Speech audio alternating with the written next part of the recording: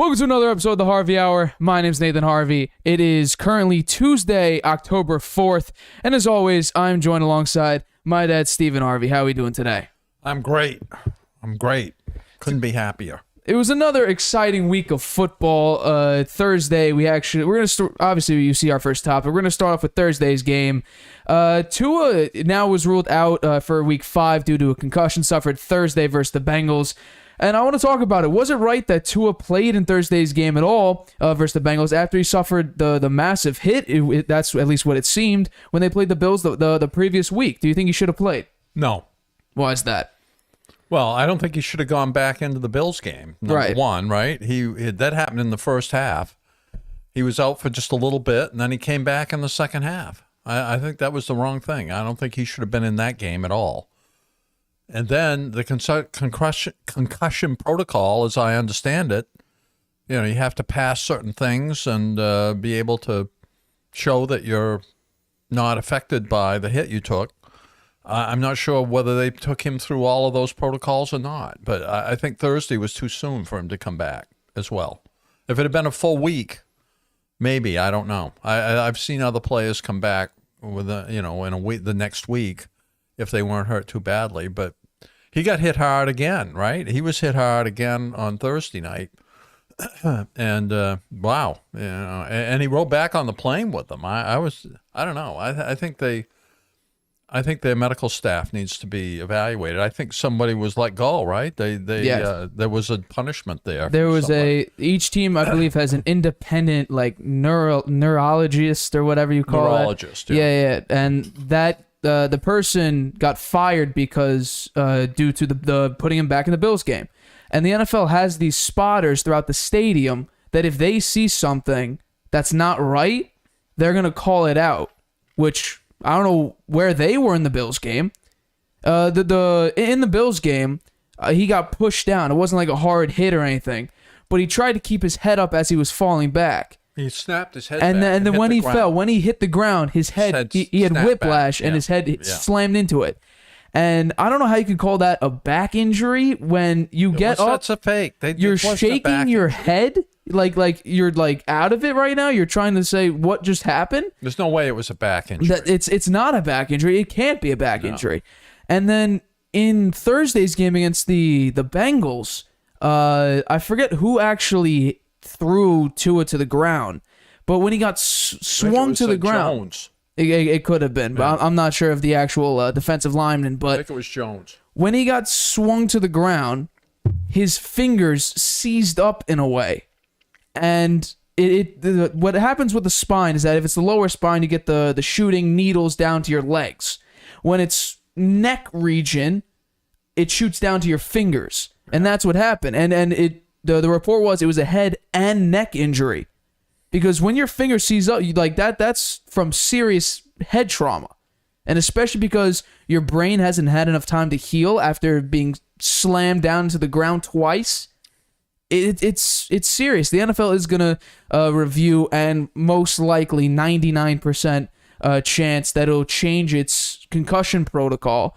And it's for the right reasons. I mean, you don't want players going out like this, slamming their heads into the turf and then being cleared by medical experts. And I'm not going to put any blame on Mike McDaniel at all, because I'm sure he was listening to his own team's doctors saying, well, he cleared every test. There's no reason he shouldn't play.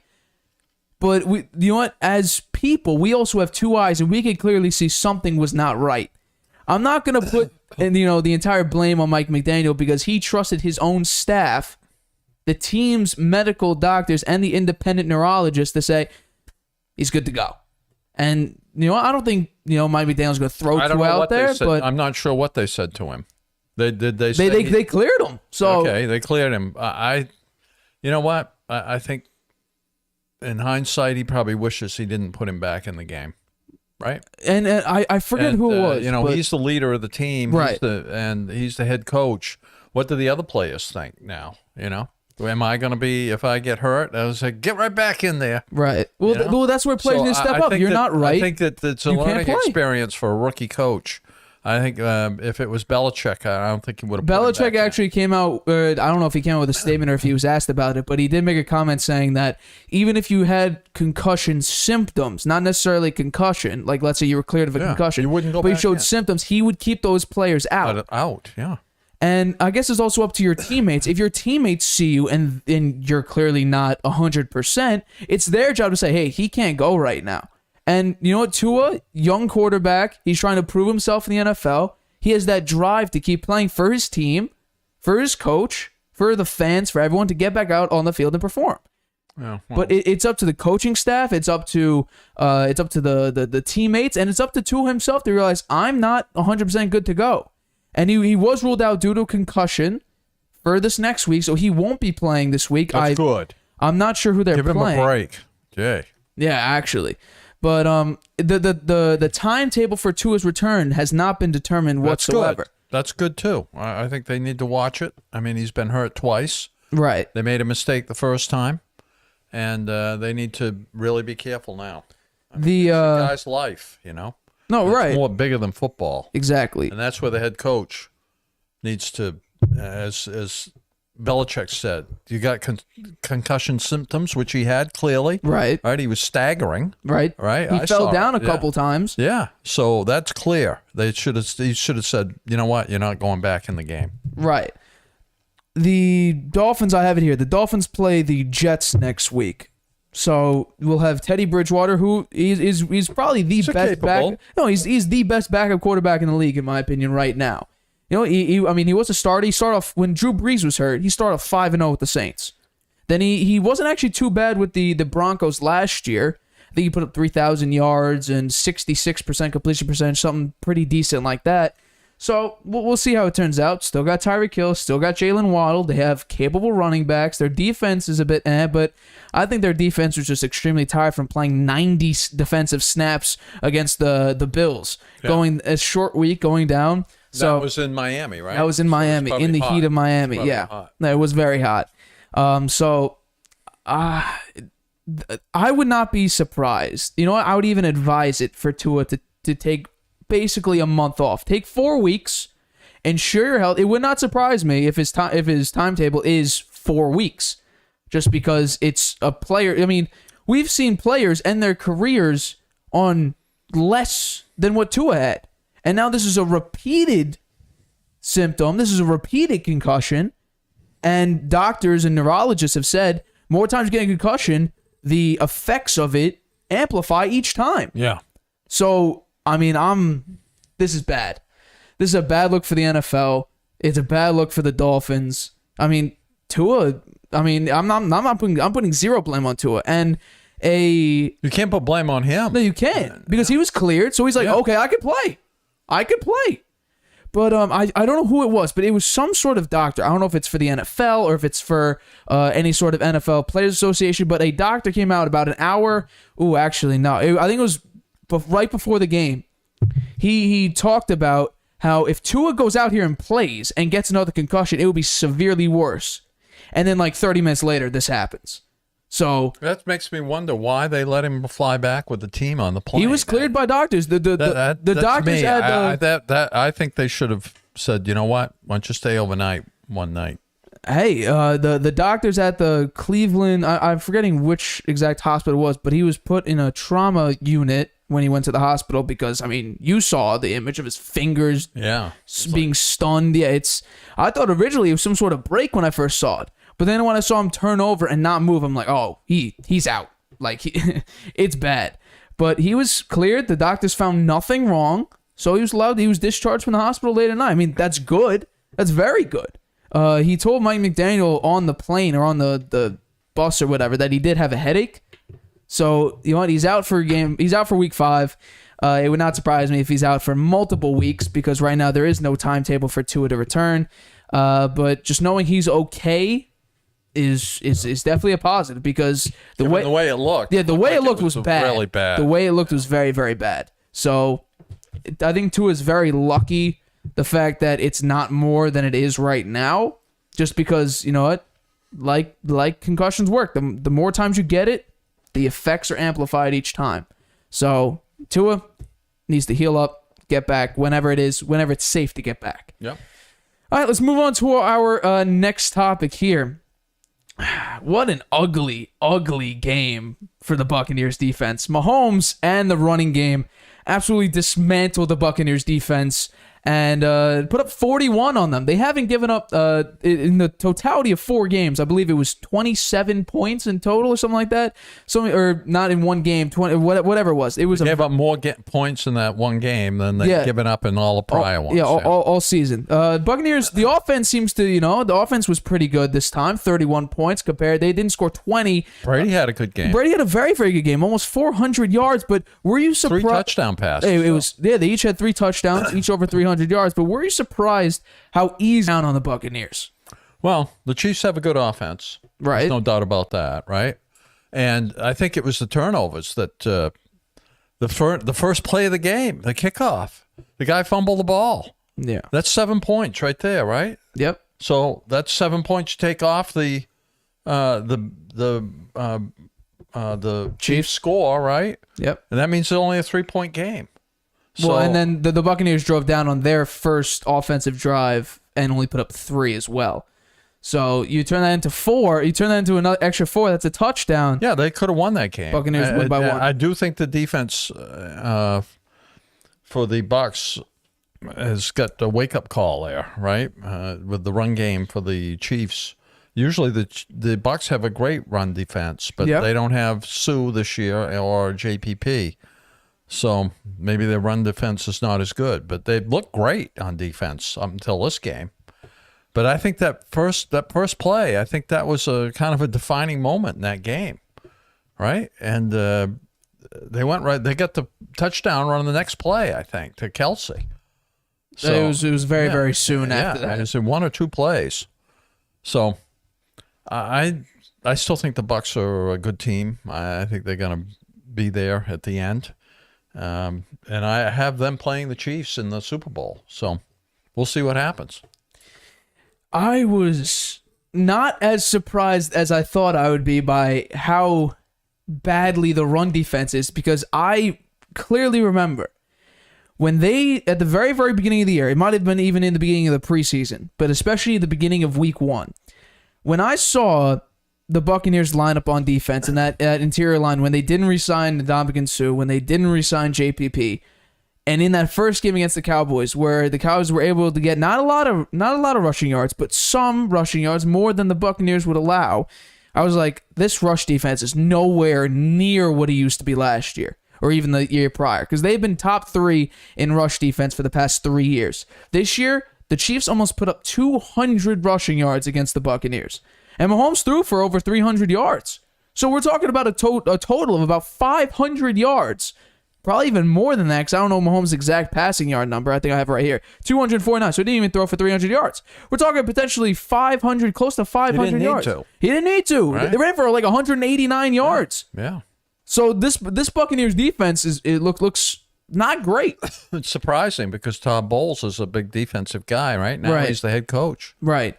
But you know what? There is some life because... But their defense was great before that. Well, so I'm sure they were as surprised as anybody that the defense played that poorly. Well, they played... And again, it was a shootout. It was a shootout game. Not really, because the Chiefs were in full control. I think you're right. From the first play, it was an entire momentum shift. The first play had a big impact on that game. Because I think if Brady needed to set the tone in that, because Mahomes was playing to try to gain respect back, because the last time he played in Tampa was the Super Bowl where they lost 31-9. Yeah. So Mahomes was playing for something, and throughout the entire game he was fired up, screaming, cheering, high-fiving his teammates, getting the Chiefs hyped up. But the Buccaneers defense, I have it here, they played a Dak Prescott who got hurt by banging his hand onto a Buccaneers player's helmet. He's been out since week 1. A Saints game with Jameis Winston, who needs another round of LASIK eye surgery, the amount of turnovers he's been given up. Green Bay, who people hate on their receivers, which is our next topic. We're talking about Aaron Rodgers against the Patriots. We're going to talk about that right after the break after this topic. But their receiving core isn't great, but it isn't bad either. I think it's a lot better than what people think. They had a better receiving core than the Bucs. Right, yeah, the Buccaneers were crippled on offense. Yeah. I guarantee you, if the Buccaneers had not even every single player, but if they had Mike Evans or Chris Godwin or Julio Jones, they scored 12 points with Russell Gage, Scotty Miller, and Cole Beasley. Beasley is his first game back in this year. And Brady already hates him because he falls down as soon as he catches the ball. He doesn't have many yards after the catch. So you put any one of those receivers in there, they easily put up 25, 26 points, in my opinion, because they put up 12. They would have beat the Packers. If they would have easily beaten the Packers. Easily beaten the Packers. And then you bring in the Chiefs, who have motivation, and the old Buccaneers defense came back when it comes to passing. I saw so many plays where they would play drop coverage and Mahomes would just keep throwing underneath. This Chiefs team doesn't have big plays anymore. You should be playing dink and dunk. Exactly. Dink and dunk. I don't know why. I wasn't picking apart the Buccaneers defense, but I think they played too high safety, which is what they played against Tyreek Hill, so Tyreek Hill couldn't get behind them. Why? Who's gonna beat you? Juju Smith-Schuster? He ain't gonna beat you over the top. And then Mahomes had one ugly interception that was just, it was pointless at that point, but he did have an interception. It's just the way the Buccaneers played was horrible. Brady had a great game. Almost 400 yards, 385 yards, 3 touchdowns, no interceptions. He threw, I think it's 75% completion percentage on like 53 attempts. So, and another thing, they didn't run the ball. They ran the ball, I think, 6 times for 3 yards. It was bad. But you couldn't run the ball because you were down like 3 touchdowns. Yeah. So as soon as you're down by, 2 touchdowns, 10 points, 2 scores, you're only going to pass the ball. Because now you're playing quick offense. You can't be running the ball wasting time. And Brady had a few very, very good, barely over 2-minute drives for touchdowns. It was impressive. They could move the ball much, much easier with Chris Godwin, with Mike Evans, and with Julio Jones.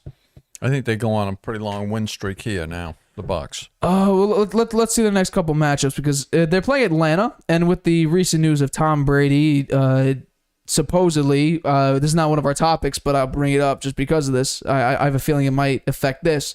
If the report from New York Post's page 6 is true about Brady and Giselle hiring divorce lawyers, I heard that she's hired lawyers. He hasn't. Well, they have. That's what I read. I don't think that's the way a divorce works. You have your lawyer and she has hers. Right, that's what I'm saying. So I read that they both have hired them, or that divorce lawyers have been hired for that situation.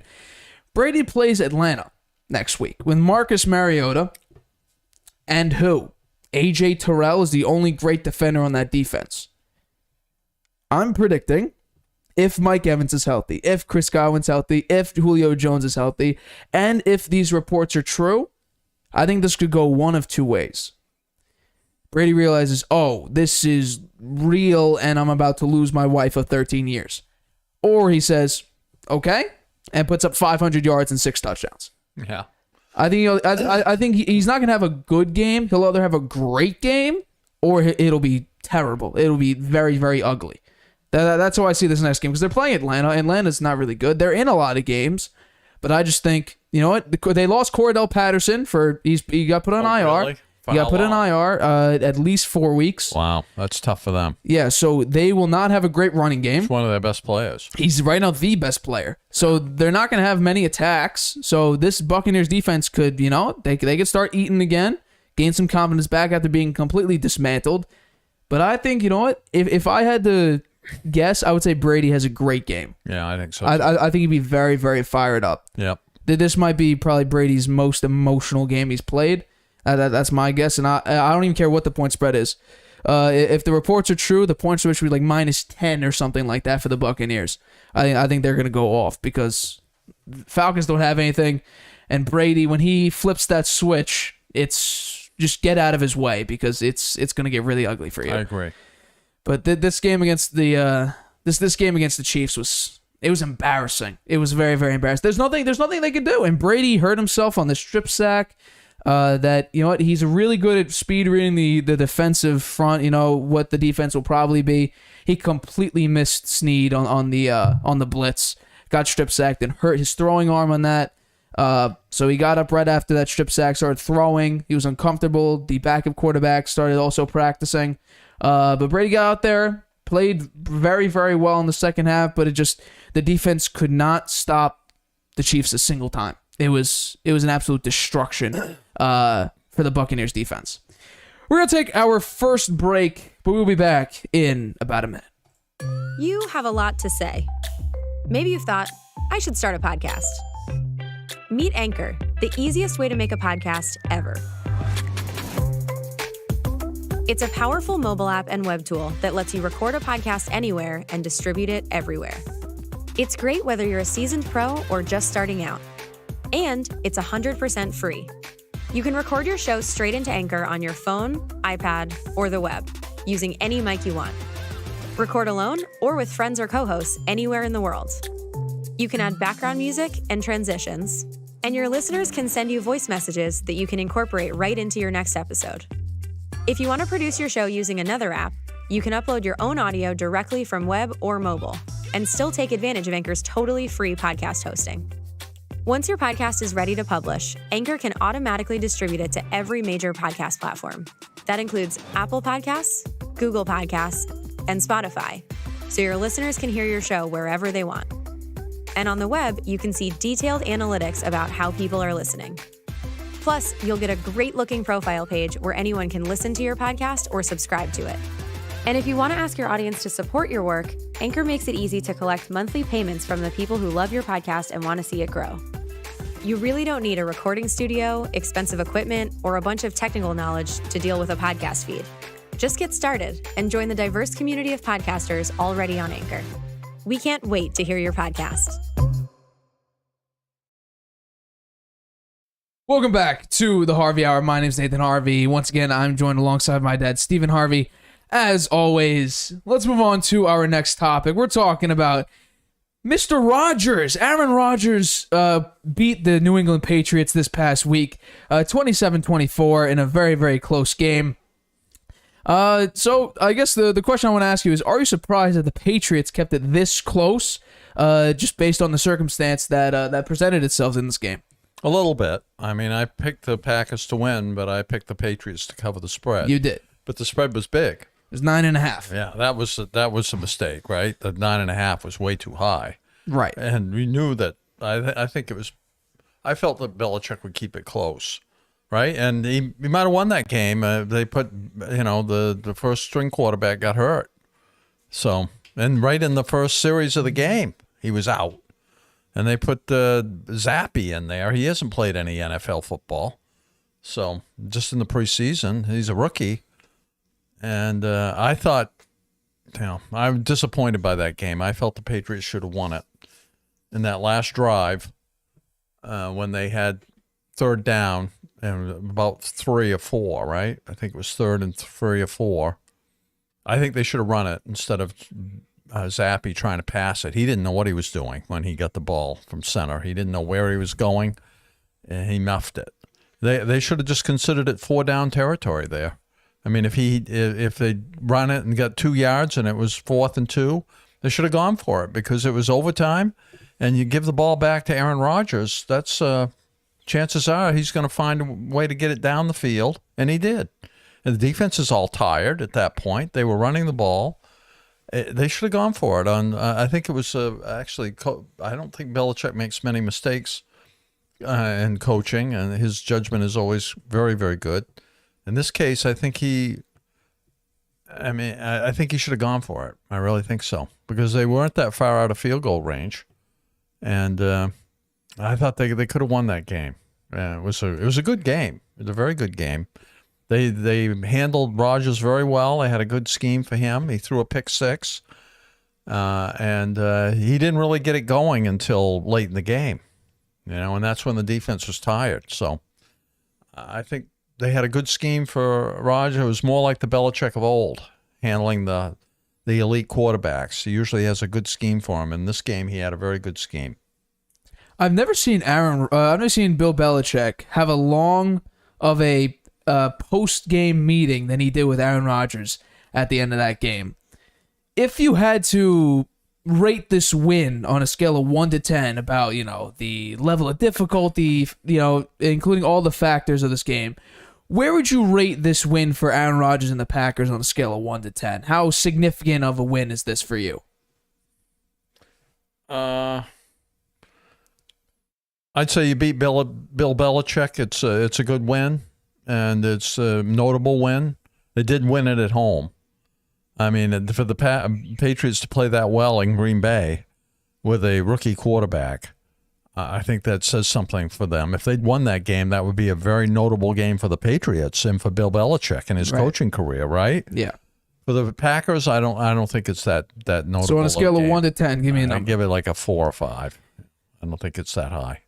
I would give it about a 3 on my scale about, how significant of a win this is. You know why?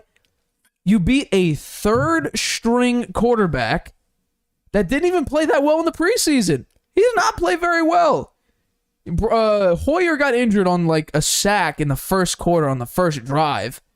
And that, you bring Bailey Zappi in. Yes, he did break records in college for most passing yards and most touchdowns.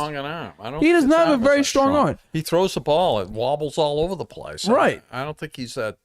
He's got a long way to go. He's not that tall. He doesn't look that mobile. I don't know. I don't think he's that great. He may have had that star performance when he was in college, but where was he playing? Western Kentucky. Kentucky. Yeah. So he wasn't playing many big games. But now I hear, well, this is a pretty big win because Rodgers has no receivers. And they always drop it, right? The huge thing about the Packers receivers is that they drop plays. And there was like a Calvin Ridley, Des Bryant drop pass at the very, very end of that game in the fourth quarter where I think it was Romeo Doubs who caught it, brought it down, but he couldn't stick the landing. And the ball bounced down. They ruled it incomplete. It would have been a touchdown. But I have the numbers here about the amount of drops Aaron Rodgers and his receivers have over the course of the year and their catch percentage. The average catch percentage is around 55 to 57% for the average wide receiver in the NFL. So let's go through what's how bad these receivers are. And you tell me just how pitiful these receivers are and how many drops they really have. Let's see. Rodgers receivers. Romeo Doubs, who dropped that big play and who had a pretty bad game 1. He's at 16 targets of the year. He has 14 catches. That's 87.5%. Randall Cobb, his old buddy, Rodgers' old buddy, brought him back. Begged for him last year. Got him. Did nothing with him in the most important game last year against the 49ers. 8 targets, 7 catches, 87.5%. It's pretty good. Sammy Watkins, who was hurt, but he's still a decent receiver. 7 targets, 6 catches, 85.7%. Robert Tonyan, the tight end, 14 targets, 11 catches, 78.6%. Aaron Jones, 12 targets, 9 catches, 75%. Christian Watson, someone Rodgers doesn't trust, who has to get incorporated into the offense by doing end arounds and jet sweeps and everything like that, which happened in this game. 7 targets, 5 catches, 71.4%. A.J. Dillon, the running back, 12 targets, 8 catches, 66.6%. And Alan Lazard, the best receiver on the Packers, 9 targets, 6 catches, 66.7%. Now you may be like, okay, so Aaron Rodgers is accurate with the ball. Some of those could be drops. Aaron Rodgers on the year has 4 drops by his receivers. 9 bad throws. Aaron Rodgers has the same amount of drops as Lamar Jackson, Baker Mayfield, and Mac Jones. He has, so these quarterbacks have less drops on the year. Justin Herbert, Patrick Mahomes, Tom Brady, Joe Flacco, Trevor Lawrence, Davis Mills, Ryan Tannehill. So I don't want to hear that Aaron Rodgers has bad receivers and they drop all the time. Marquise Brown on the Ravens, who was, very notable for dropping wide open touchdown passes. He has 0 drops on the year. I think he has over 50 targets, maybe. 0 drops on the year. He just had a game where he caught, 14 balls for 140 yards. So I don't want to hear these bad receivers because they, honestly, I think they have top 25, maybe top 50 in total receiving core catch percentage. So for this game, this was embarrassing. The fact that it was this close, there's a reason why Vegas and Fox Bet each said that this would be a 9.5 point spread. It's because they were playing with Brian Hoyer, which turned into Bailey Zappi. This was horrible. This was, demoralizing. Yeah. A third string rookie? Well, Belichick had a good scheme for Rodgers. What was it? Once again, the Patriots could not stop the run very well. I think Aaron Jones almost had 100 yards on him. Yeah, well, they intercepted the ball for pick 6. They did, and it was a beautiful. And they handled they had ball control. They had a lot of their possessions were long. Yes, they kept Aaron Rodgers off the field for quite a bit of the game. Bailey Zappi and the Patriots offense played very, very conservative. Ran the ball a lot. Bailey Zappi, no picks, 99 yards passing. I think the Patriots could get their passing game going, and with the running game they've got going now, they could be pretty formidable. We'll see. You had Mac Jones in there. Maybe he gets back. I hope he gets back here pretty soon. They did just sign. I'm not. I think it's Garrett Gilbert. That's what his name is? They signed him. He was a free agent. Obviously he's not very good. He's not on any team. But they did sign him, and he's the third string as of right, or second string, whatever they consider based on how Brian Hoyer's injury ends up. But this was a bad game. I mean, are you kidding me?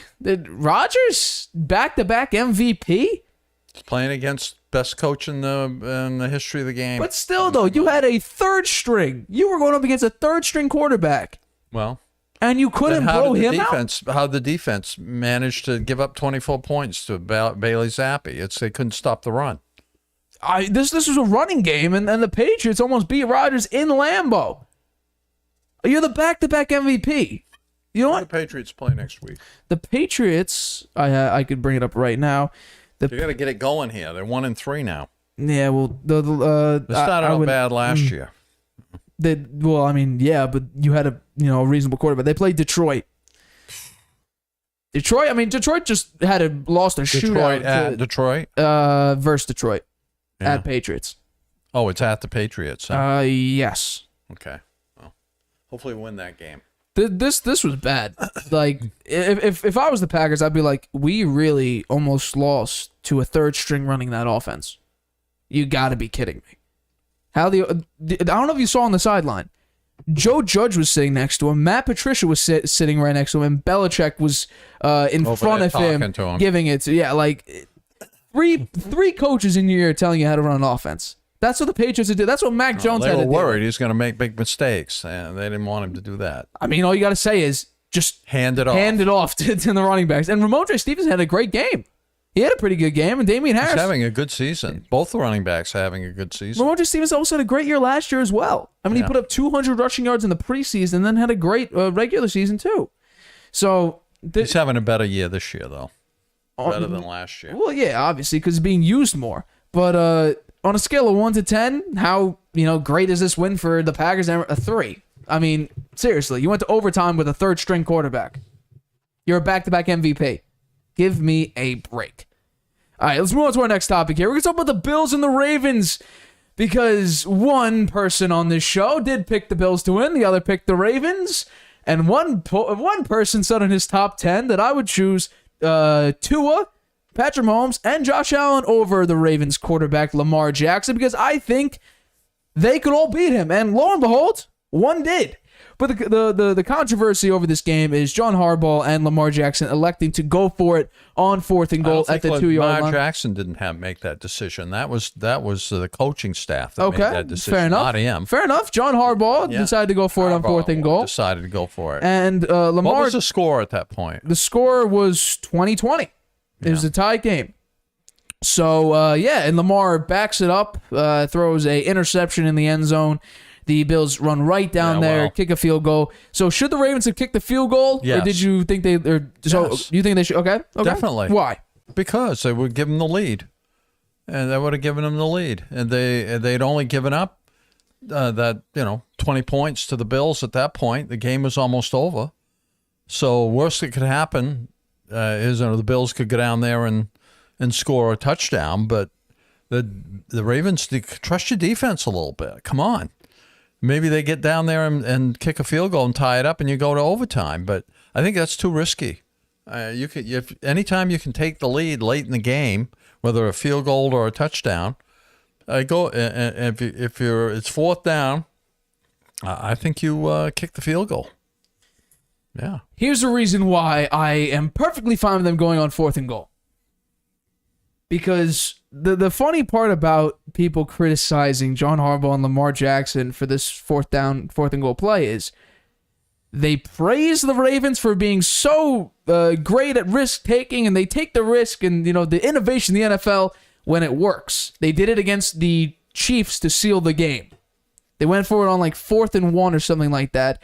They get the yardage. They win the game. They beat Patrick Mahomes. They lost to the Steelers last year. They went for the 2-point conversion. They lost 20-19. Why are you going for it? Analytically, it was the right thing to go for it on 4th and goal. Why? Why? Analytically? Because it was a higher chance of winning if you went for it on 4th and goal. It was like a 2.7% higher chance. Maybe that changes now that they lost the game. No. I mean, how much time was left? I want to say 3 minutes, 2 minutes.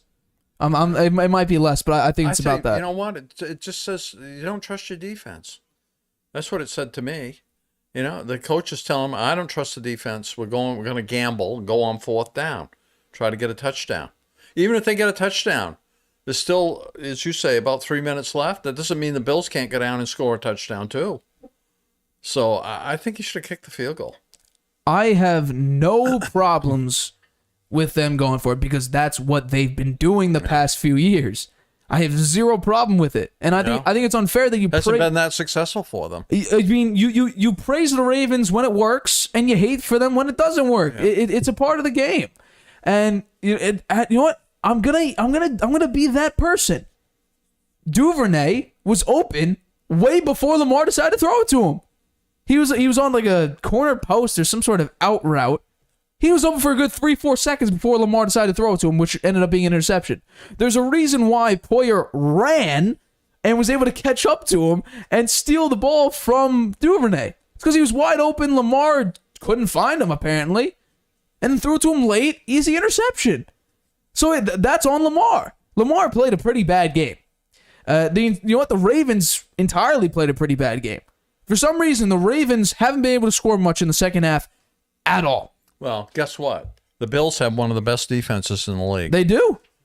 So that slowed down the Ravens a little bit. But they still wound up scoring quite a few points. But they scored 20 points. They could have had 23 easily. In the first quarter, the Ravens, were slicing and dicing that defense. Yeah, well, the Bills made adjustments. And then Lamar, once again, the Bills, the difference in this game between, I think the major difference, what I saw rewatching the Bills-Ravens today was the Bills secured the tackles. The Patriots, on the other hand, they could not bring Lamar down.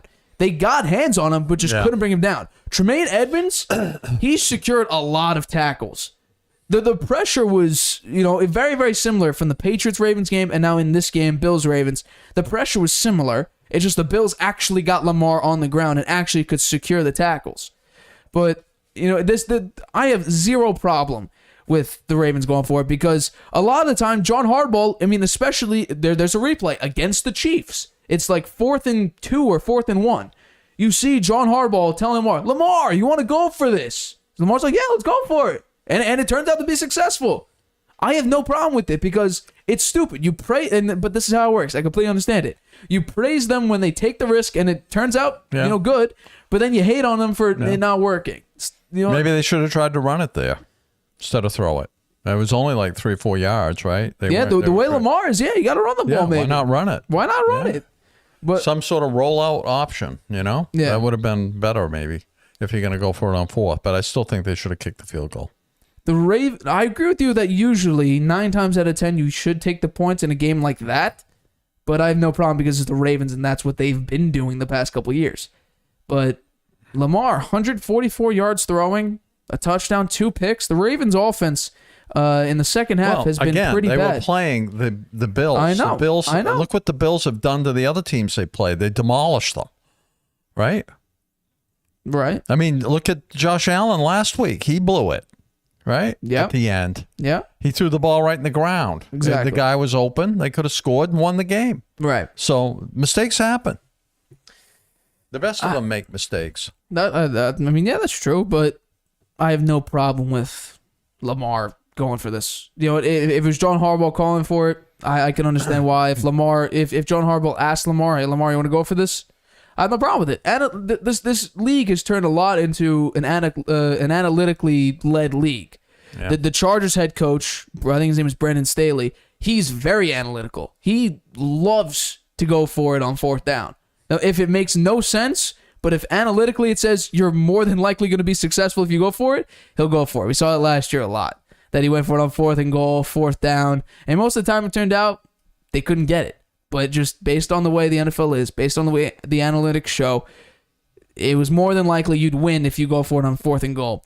Just turns out that Lamar missed an open guy, throw it to him, end zone interception, essentially game over. Bills go down, kick a field goal, and beat the Ravens. What was that score? I'm not sure. It was 23-20. So, unfortunate for the Bills. And no, not unfortunate for the Ravens. Great for the Bills because I picked them. But let's talk about last night's game, Monday Night Football. The 49ers defense was so destructive against, my guess is, a crippling Rams offensive line. They gave up 7 sacks yesterday. The defense was just smothering them. It was pretty embarrassing, actually. Stafford and the Rams could never get into a real solid rhythm. Jimmy G did it again. He played consistently, got the ball where he needed to be. Debo had a very great highlight play, 57-yard touchdown, broke 5 tackles. Jalen Ramsey was one-on-one in the open field, couldn't tackle him for nothing. So my question for you is, should the 49ers stick with Jimmy G next season? After all his successes throughout, I mean, just look at the past couple of years. NFC Championship game, Super Bowl. It's a little early to say. I don't think so. I think I think they're going to go deep in the playoffs. After seeing what I just saw, I agree with you. I think their defense is great. I don't know what happened to them against the Broncos. I mean, they didn't give up They didn't give up many points because they couldn't score. But I think they have a great defense, and I think their offense is very capable. They got some great receivers. And I think Jimmy G, he can be a very good game manager. Sometimes he makes a mistake throwing the interception. But so far this year, he looks great. I think it's very likely. I think there's a good chance he'll wind up being their quarterback again next year. But I think it's a little too early to say. I think if he takes them deep into the playoffs, I have him a good chance he makes the Super Bowl. You have him winning MVP and winning the Super Bowl. I didn't have him winning MVP. Yes, you did. I did not say MVP. Well, I did not. Well, I was talking about Super Bowl MVP. I'm not talking regular. No, I never said that either. Was it just said they win with him as your quarterback? I'd say they could get to the Super Bowl. I have that as we had the unlikely things to happen. No, I said that was one of them. No, I think your hot take specifically was that they win with Jimmy G. I think Yeah. They win the Super Bowl with Jimmy G as their quarterback. Yeah. See, that's your Super Bowl pick right there. I didn't. I picked the Bucs. I picked the Bucs to win the Super Bowl for the NFC. I guess. Well, no, I'm talking about your. It was Bucs Chiefs. Yeah, but I said that your hot take was that the 49ers get there. Okay. And I think there's a good chance of that. No, absolutely. Good chance of it. I'm not. There's no chance in hell. I'm saying it's too early to say that Jimmy G should be their starter. No, I think that this exposes the Rams, man. They're not very good this year. Their offensive line, they're sputtering big time. It's bad. Right? They've had a hard time in every game. Yeah. Almost gave a 28-3 lead to the Falcons. Stafford's getting sacked a lot. He's throwing a lot of interceptions. They are really, I don't know what happened to their offensive line. They lost the guy Whitworth retired. That had a big impact on them. Oh, yeah, absolutely. And you're seeing it right now, but the injury to Van Jefferson, I think it's showing itself a little bit. They don't really have a great number 2 option. Allen Robinson just can't get open. There's no separation that he can get. And you know what? When Stafford targets him, there's no chance in hell he's catching it because it's either smothered or just a bad throw. So there was a play, and there was a pick 6 in this game. It was a great play by the defender jumping the route, but it was kind of obvious. Matt Stafford on that drive, on that specific first and 10, was targeted to Cooper Kupp, second and whatever, targeted to Cooper Kupp, third and short. Take a wild guess where it's going again. Cooper Kupp, and it did go to Cooper Kupp. It was just jumped the route by, I can't pronounce the defensive back's name, but he drove it all the way down to score the pick six. Jimmy G, hey, the 49ers are much better with Jimmy G than without. They have, I think they're 9-29 or something without Jimmy G, and I think they just got their 32nd win and only like 15th I think they're now 32-15 when they have Jimmy G. So the facts are right there. They win with Jimmy G. They lose significantly more without him. Yeah. So it's just, I think they'll have to go to Trey Lance when he's healthy, though, because they spent so much to get him, to move up and pick him, that I think just morally, we'll see how he recovers from his ankle injury. Yeah, but he's not going to be there this year. I mean, obviously he's out for the year. If the 49ers win the Super Bowl this year with Jimmy G at the quarterback, then they'll have a very tough decision about what they're going to do. Absolutely. And I think Jimmy G he'll be a free agent. He will have won the Super Bowl. He has a great winning record as a quarterback. There'll be a lot of demand for him. A lot of demand. I agree with you. And the 49ers will be on the inside looking out. Right. On the outside, the outside looking in. Yeah. Yeah. I think if Trey Lance was let's say Trey Lance was available whenever the 49ers nobody had knows how good that guy's going to be. No, I understand. They still don't know much of anything about him. He doesn't he has hardly any experience. Right. Now he's not getting any experience this year. Right. Right. He lost his first game that he played because the weather was horrible in that game, right? Yeah. Against the Bears. And then the second game, he got hurt very early in the game. So they don't know anything about that guy. And now I think because he hasn't played a lot, the bust potential just keeps building up. Yeah, and maybe he's somebody that's going to get hurt a lot, too. That could be true. Yeah. But the way I'm looking at it, my perspective of this is, Trey Lance, like let's say the 49ers pick Trey Lance with, let's say, I don't know their exact pick, let's say they had the 20th pick in the draft, and they chose Trey Lance with the 20th pick. They didn't spend what they spent to go to whatever their draft pick was up to number 3. That never happened. And then Trey Lance gets hurt. And let's say, Jimmy G's already been to a Super Bowl, made it to an NFC Championship, led in the fourth quarter against the Super Bowl champion Rams, is now 7-0 in the regular season against the Rams. Let's say, goes this year, makes the playoffs, makes another, let's not say Super Bowl, but let's say he makes another NFC Championship game. And they did not spend all that money and all that draft capital to get Trey Lance. Jimmy G is a starter next year. I don't care what people say. But the fact that they moved so far up and spent so much to get Trey Lance at the number 3 spot, morally, the organization would say, we spent all this, we have to give him a shot. Yeah, well, they'll be doing it without Jimmy Garoppolo on that team because he will have a great offer from somebody else and he'll be gone. I think just the way it is, there's no other way to put it. Like I said, the 49ers are going to make the playoffs. I think absolutely. Absolutely. Right now, they're leading the division. And they look like one of the best teams in the NFC, which is not that strong to begin with. Right? I agree with you. Absolutely. And I think, you know what? I'm not saying they're going 15-2 or whatever your record was for them in the NFC. I have a very good record for them. I kind of have to agree with you. I think the 49ers are going to be really, really good. Yeah. And I think the NFC Championship game could be the Bucs and the 49ers. That would be Jimmy G versus Brady. Yeah. Oof. That would be something, wouldn't it? That would definitely be something. I think it would be played in San Francisco. That's a very good chance because I think the 49ers are going to win the NFC West. The Bucs have already lost 2 games. So had the 49ers, though. But now they have Jimmy G, who for some reason can't lose a lot of games. So and he beats up on the Rams, who are the only competition in the NFC West. Let's say they go 12-5. The Rams going to get 13 wins with the way Matt Stafford's playing? No, I think I still have the paper here, and I still believe this. Matt Stafford is consistently inconsistent.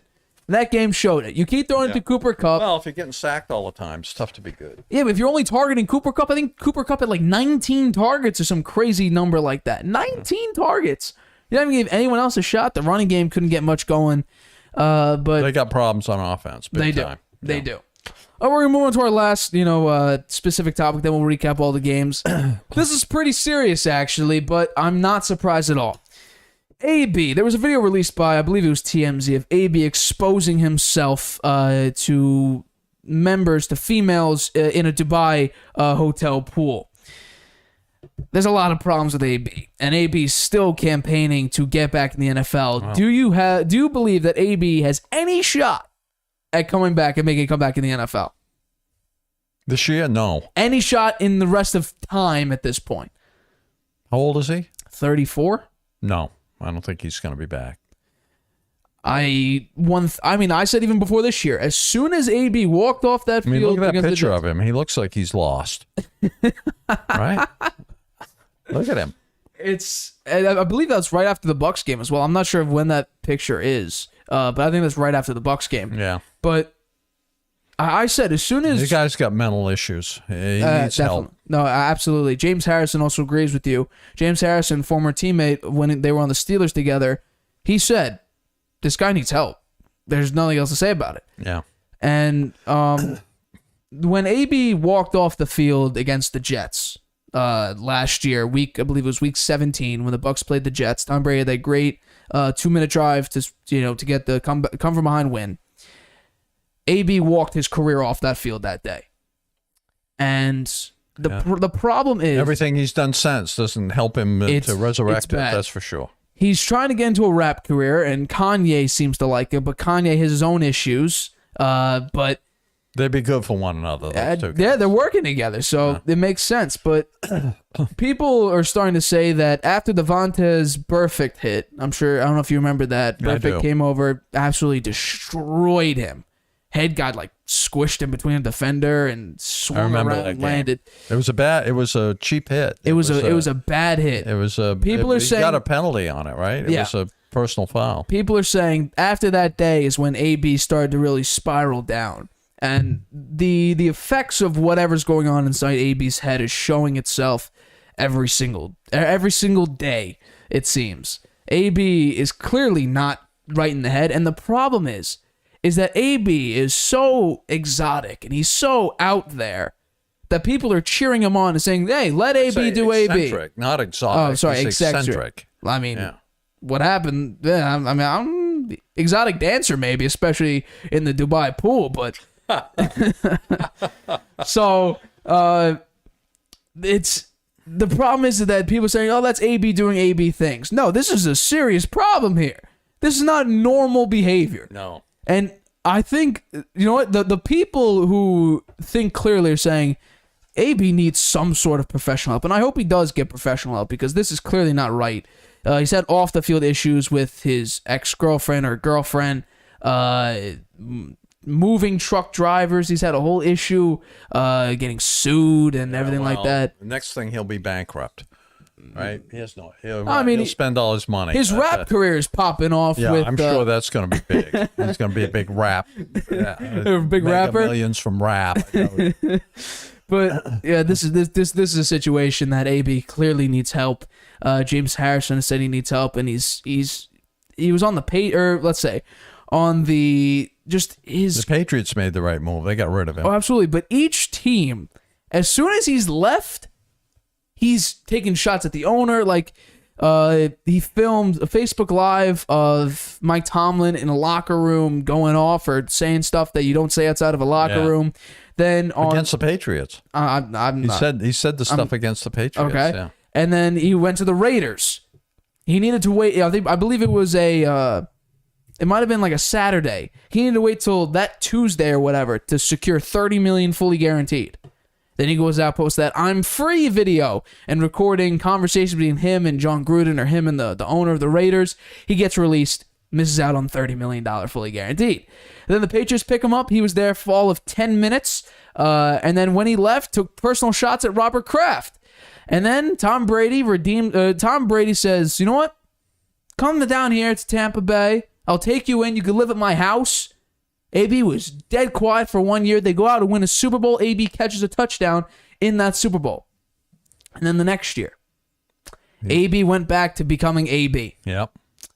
As soon as he didn't get 9 targets in a game, You know, as soon as he wasn't Brady's number one go-to, just imagine, you know, someone else has a good game. Shocking, right? Someone else on Tampa Bay with Gronk, Mike Evans, Chris Godwin.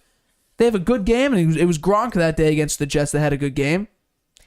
AB walks off the field because he couldn't get his money that he probably would have gotten the very next game.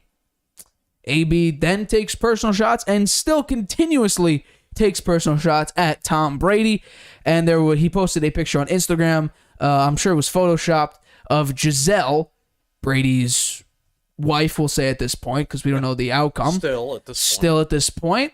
It was the picture of Giselle hugging Tom Brady that AB implemented himself into by photoshopping it as himself. When as did Giselle he do hugging. that? 2 days ago. Oh, really? Yeah. But AB right now clearly needs help. There is no other way to put it. This man is gone off the rails. I'm sure at some point CTE will show itself in its entirety because people are already assuming after that perfect hit that CTE was starting to develop. And then the repeated hits in the NFL just made it get progressively worse and worse and worse to this point where AB has gone completely off the rails. No, you can't say. You don't know whether he has that or not. Based on his behavior, I mean, just...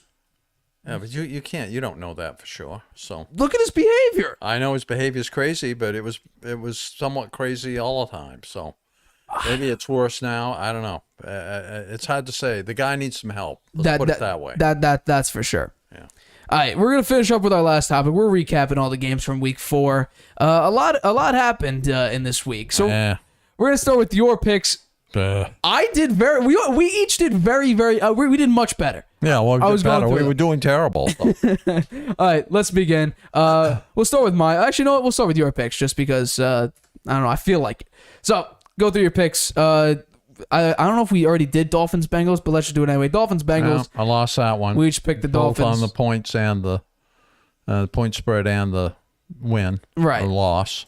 I picked the Dolphins. Yeah. So. I think that Tua getting hurt, you know, that probably had sealed their fate on that game. So right, the next one is the London game, Vikings at Saints. Yeah, Vikings it was a good game. It was a very good game. I was worried I was going to lose that one for a while. Andy Dalton played pretty well. He did play pretty well. Yeah. Will Lutz missed. It was a double doink, 61-yarder double doink. Vikings take the win. Yeah. Falcons. Hey, I got that one right too. I told you got to believe in the Falcons. Spread, right? Yeah, and it's good because I don't like the Browns. Yeah. Don't like them. We tied on the point spread here because it was exactly 3, but the Ravens did end up losing. We already talked about that. Sad win. Okay, I lost on that one. Commanders. Carson Wentz looks terrible. Why do you have a yellow circle around the point spread? It's not a win or a loss. It's a tie. Oh. And then the next game, Commanders, Dallas. Carson Wentz is terrible. Cooper Rush moves to 4-0 as a career starter for the Cowboys. Yeah. Well, I wasn't surprised they beat Washington. They're looking pretty bad. That's for damn sure. Yeah, then the Seahawks and Lions, right? 48-45. That's what that score was. It was a scoregami. First time in NFL history that score was 48-45. Yeah. Yeah, well, that blew the point spread out of the over-under probably got blown out on that absolutely. One, right? Over-under, I think, was 43. Well, you know what? I'm not having much luck with the Lions. When I pick them, they lose. When I don't pick them, they win. A big win for the Chargers, though. Yeah, I picked that. Yeah. I got that one right. Next one, Titans, Colts. The Colts, they're killing me. I haven't got them right yet. All season, they let me down every time. I show some confidence in them after they beat the Chiefs. You know, even though I picked the Chiefs, and look what they do. They lose to the Titans and can't even cover the spread. Bad. Giants, I got that right. They've been good for me so far this year. Thank God the Saquon, though. Who are they playing next week, the Giants? Oh, my God. I thought of it, I believe. Yeah, Saquon Barkley. He's having a great year. Great. He's having a great year. He looks really good out there, too. He's very elusive. I mean, right now he's leading the league. He's the best running back in the NFL right now. Yeah. He has the most rushing yards. He can catch the ball, too. He's not a bad receiving back. The Giants are playing Green Bay next week. Oh, that's going to be tough. Without Daniel Jones and without Tyrod Taylor, who are both injured. So Daniel Jones is hurt bad enough not to play? They are right now trying out. They had a quarterback last year, Jake Fromm. Get back in there. Come on. He's not hurt injury. that much. Yeah, I think it was a foot injury. Yeah, but he was out there. They put him back in, and he was moving around okay. Right? I can't believe that guy's soft if he can't go out there. they're trying out quarterbacks. Jake Fromm's in there, but they're playing Green Bay next week, which I think Tyrod Taylor has no luck, man. That guy has no luck. It's very unfortunate because he's not a bad quarterback. Does he get a concussion? I think so. Yeah. He's not a bad quarterback. No. That's the sad part. He's quite elusive. But he tried to throw the really long ball. I don't know why they call that play. He dropped back through a long ball and was intercepted. I mean, I don't know what he was doing. It was a great throw. He was moving the ball down the field. They were going good. They had rhythm. I don't know why they tried that play. It got there. It was a great throw. Yeah, but it's intercepted. It was on target. It just there was a guy there. Eagles won. They didn't cover the spread. I was shocked by that. Yeah, they were up. I think 20. The Jets beat the Steelers. Let's go, New York football. Yeah. Kenny Pickett's in there though. Kenny Pickett will be the starter next week as well. The Cardinals won. You did, yeah. Got that right. That's obvious. I covered the point spread on the Patriots, and the Green Bay won. I picked them. I didn't want to. I would have rather lost that game and said the Patriots win, but I got that one. Realism here. Yeah, and then I thought the Broncos would beat the Raiders. I guess Josh McDaniels saved his job on that one, huh? Yeah. Now he's 1-3. And then I thought the Bucs would beat Kansas City, and if it hadn't been for that first play, maybe they would have. But that took the wind out of their sails, and they lost by 10. I want to say before we move on to the last one here is that these point spreads here are from Thursday, just so you know. Yeah. The Sunday point spread before that game, it was Bucks, or it was Bucks minus 2.5. Oh yeah. So they became the favorites by 2 or 2.5. Yeah. We had the Chiefs at Thursday winning by or in favor by half maybe point. we should update maybe when they change that, we should update. Well, our show comes out show comes out Friday. Friday, yeah. So we'll have to go with what we have, right? Yeah, exactly. And and the 49ers, I picked that right. Got that right. Never. I'm starting to get there. I'm not too far behind now. Right. I picked up some ground. You're not that far behind. Yeah. All right, let's move on to mine. By the way, you did pretty good. You were pretty bad on the win-loss. You gained some ground here. The point spread also, you gained some ground here. So my goal is to get back to 500. You did pretty good. Soon. Me, on the other hand, I flipped the script here. I'm back in the winning column, I think. There you go. My win-loss, 35-29. I did very, very well this week. There's a lot of green on that screen, not a lot of X's. Obviously, the first game, Tua's out there is unfortunate. I hope he gets very, very well soon. Next game, Vikings. I had a feeling that you're up against the Saints. Andy Dalton played pretty well, surprisingly well. But you know what? I still picked the Vikings. Vikings, I think that was pretty obvious they'd win there. Falcons are playing so good. The fact that they were 1-point dogs at home, that was a little shocking for me. I had to pick them. What's their record, the Falcons? 2-2. 2-2. 2-2. The entire NFC West is tied at 2-2. No more wins, no more losses. Yeah. The Bills, they won, but I did get a tie on the point spread, so it is what it is. But I'll still take that win from the Bills. Josh Allen beat Lamar Jackson. So there you have it. My prediction was right, that Lamar can't beat Tua, can't beat Josh Allen, and the only next one up is Patrick Mahomes. We'll see if they play each other. I didn't pick the Cowboys offense to win as much as I picked the Dallas defense to beat the Commanders, and that's what exactly happened. Cooper Rush played well, though. I gotta say, Cooper Rush played very, very well. He's 4-0 as a starter, which is the first time in Cowboys history that a quarterback first 4 starts all wins. So really, the first time in the history of any quarterback, that first 4 starts for the Cowboys, they won them all. Yep, yeah. Cowboys history. Wow. Congratulations, Super Duper Cooper. That defense is good, though. Defense is very good. Carson Wentz is bad. Like, it was very bad. Ugly. Very, very ugly. Yeah. Lions, you're disappointing me. I put you in the I'm buying in category, and maybe I did, you know what? Maybe I did, jump on them a little bit too early. You gave up 48 points to Geno Smith. Geno Smith's having a great year, though. They're 2-2, right? I think Seattle.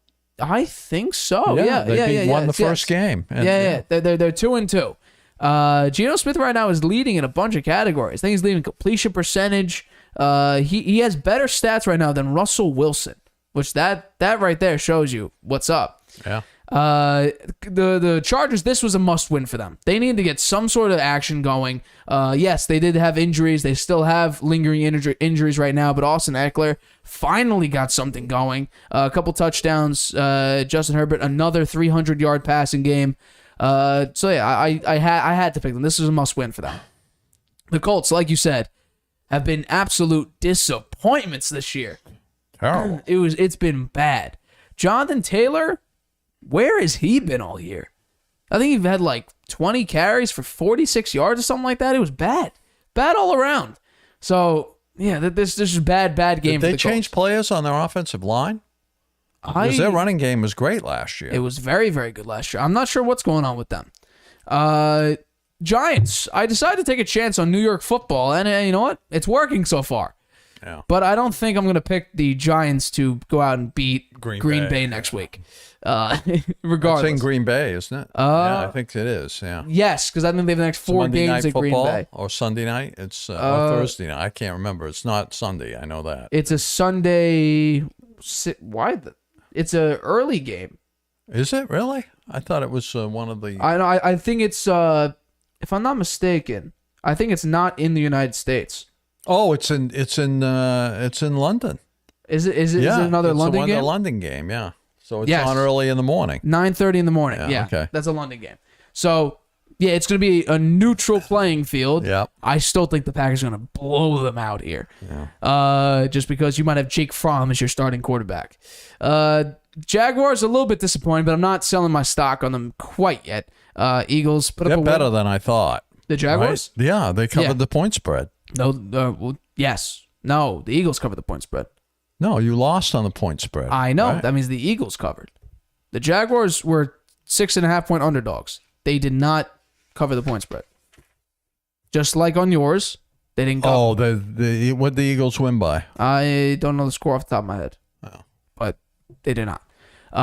The Jets, once again, pick New York football. I just didn't trust first of all, Zach Wilson, first comeback game, he had a higher QBR on a scale of 0 to 100 than Aaron Rodgers, than Lamar Jackson.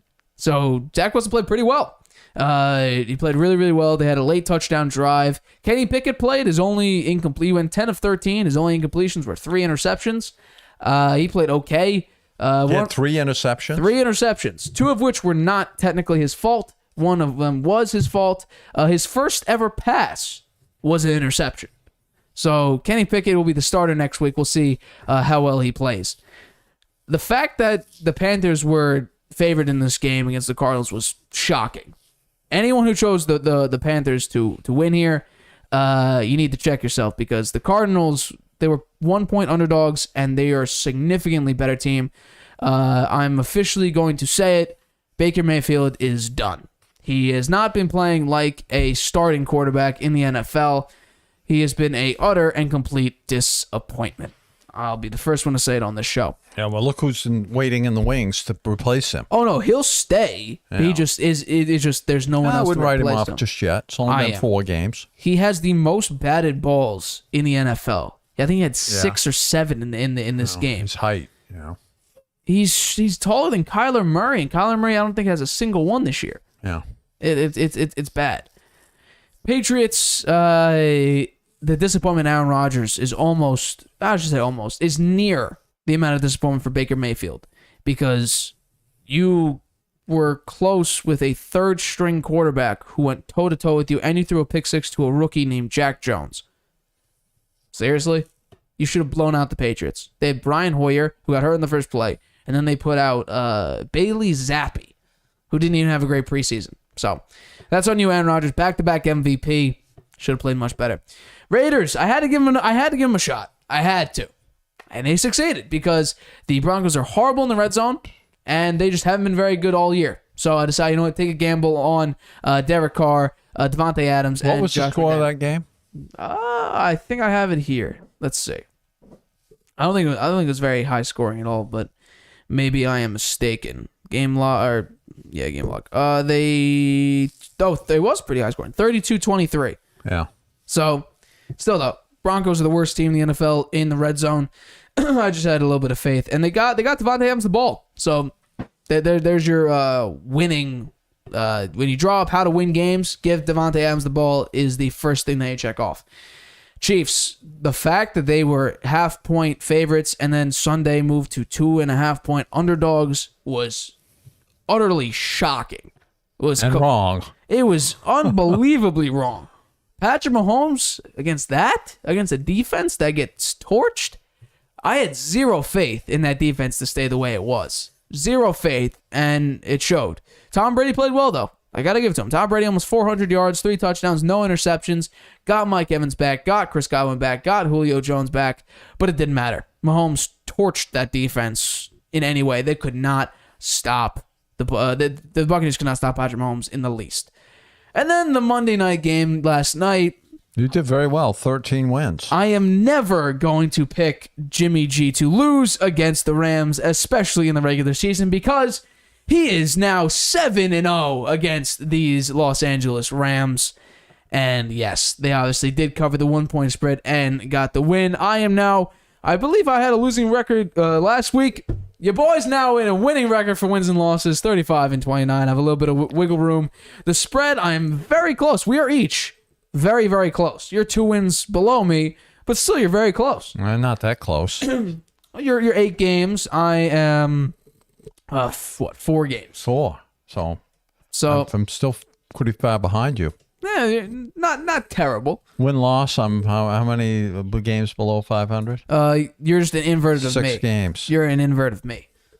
Yeah. So, next week, you know what? Lucky it's still early in the season. But we did do better this week. It was significantly better. I think you went like 9-7 for wins, and I think we 8-7-1 for spread. So it wasn't a bad week. It was not a bad week at all. Yeah. Next week 13-3. That's a great week, Nate. Congratulations. Thank you. But I think that wraps it up for us here at the Harvey Hour. My name's Nathan Harvey. That's my dad, Stephen Harvey. We are the Harvey Hour. We will catch you guys Friday, 6:30 p.m.